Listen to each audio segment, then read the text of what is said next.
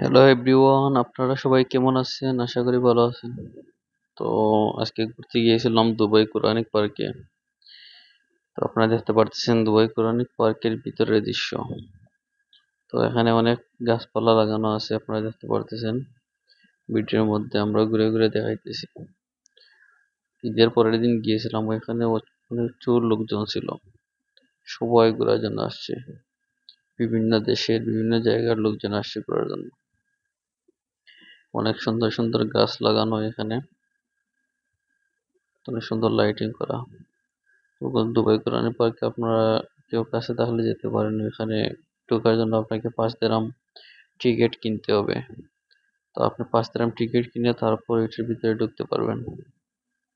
সত্যি জায়গাটা অসাধারণ, অনেক ভালো জায়গাটা, অনেক ভালো লাগার একটা জায়গা। বিভিন্ন রকমের গাছপালা, ওইগুলো অনেক ভালো লাগছে।